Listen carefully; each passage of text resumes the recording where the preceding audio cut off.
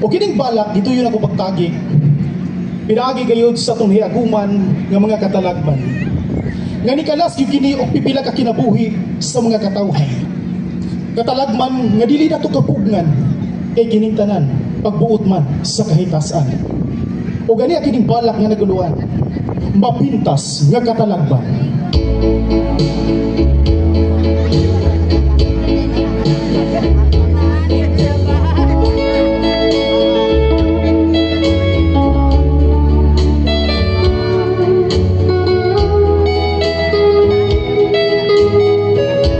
Tuig 2025, ang tuig ka naghatag kalisang sa mga katawhan. Naghatag kinig na kong kahadlok sa atong nagsatagsa kabalatian. Mga pangitabo nga makalisang ug halos dili nato katuuhan tungod sa mapintas nga katalagman nga karon pa nato kini nasinatian.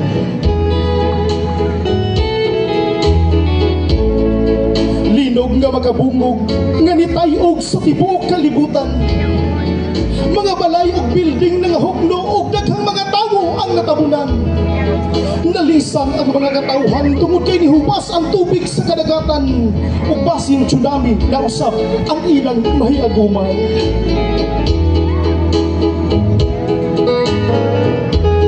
Ug dili pa higop kining tanan. Ni kuso-kuso pa si Tino ug isundan pa kini ni Juan. Daghang mga tawo ang nangaanod ug ang uban wala pa kini makitaan.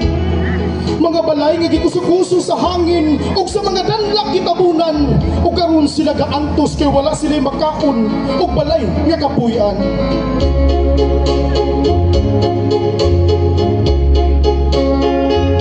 Kini nahitabo tungod sa sayop ra pud natong binuhatan. Pagkalat sa mga basura, illegal quarry sa kayutaan ug pagpamutulog kahoy sa kabukiran. Mga proyekto nga wala tarong nga trabaho sa mga namunuan, kay gikaunra sa mga buaya ang mga kwarta sa mga katawhan.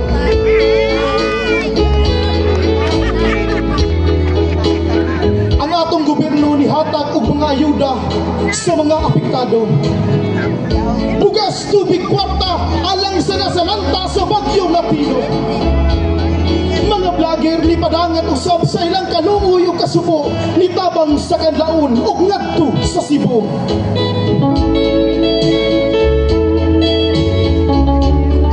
Ug karon kita magmatnon o pagbinatayon. Kaya ang mga katalagman diin na karon masayon-sayon. Ginigipatagamtam kanato sa atong labaw nga makagagahom aron kita maghinulsol kaniya ug mahinumdom.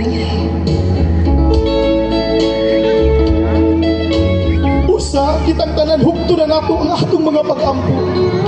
Sa atong labaw nga makagagahom kita maghinulsol ug mga muyo. Aron iyang madungog ang atong mga pag-antos ug mga pagbagho nga unta Ginoo ang mapintas nga katalagman imong ipalayo kanamo. Daghang salamat mga gabi nga pag-usap.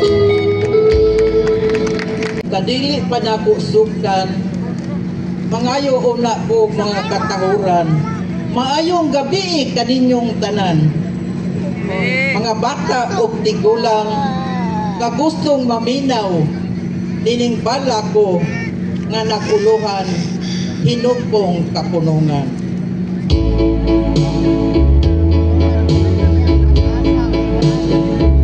Kasing-kasing ayawin taon o kakulba nasigak kining akong hunahuna. Palito ka kining akong dilaw, pasultiha kining akong baka.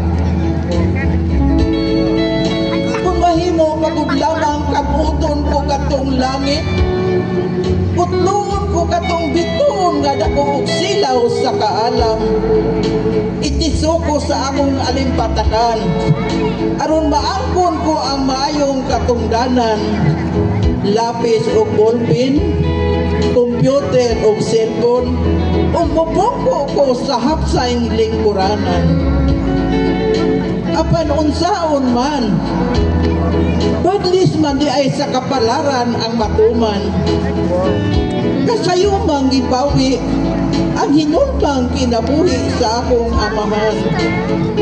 ug ania bisi na lang sa kabaw, limoy na lang sa daro ang akong nakuptan.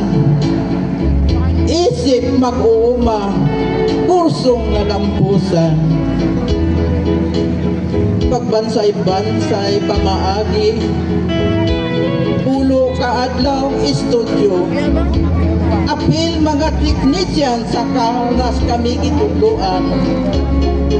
Alang sa kasiguruang pagkaon, malaho tayong suporta sa katawhan. Lakip ang mga kahayupan.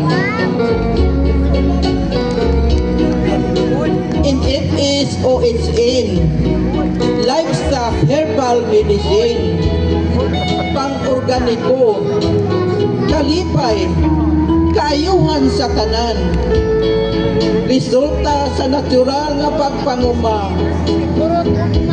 Pitcher Fox, RIC, 4-8 sa kabatununan,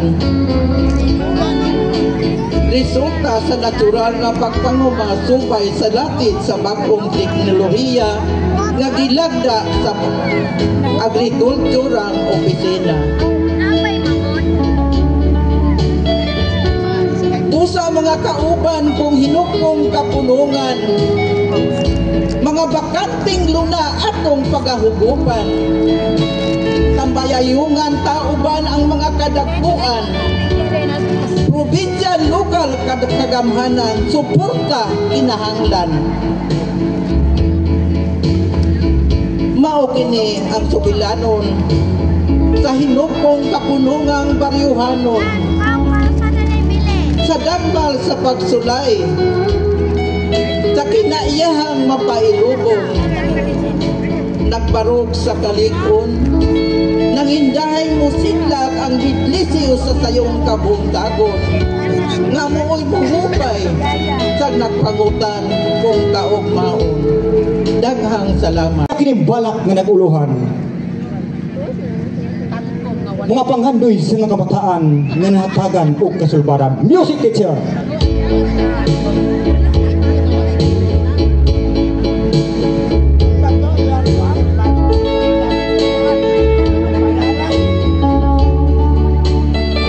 Niatong tuig 1948 sa nangligid ng mga katuigan.